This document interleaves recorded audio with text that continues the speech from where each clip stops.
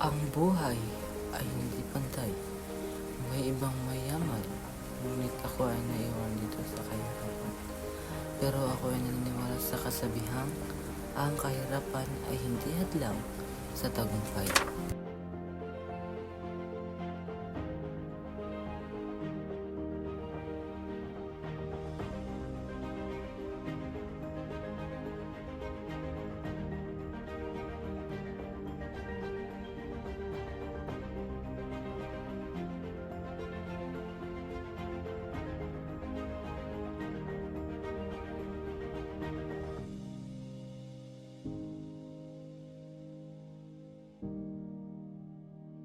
At pagkatapos kong magtrabaho, agad-agad akong lalakad papuntang silid-aralan upang matuto.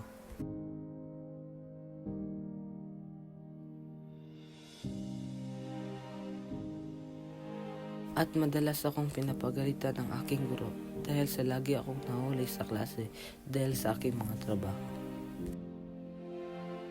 Minsan, napapagtripan din ako dahil mahirap lang ako.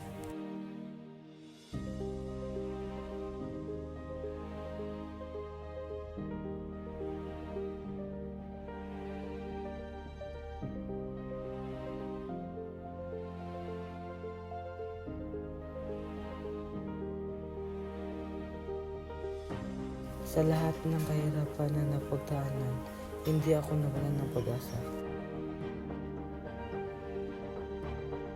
At nagsikap akong mag-aral para matupad ang aking mga pangarap at makaahon sa kahirapan at matulungan kong aking mga magulang.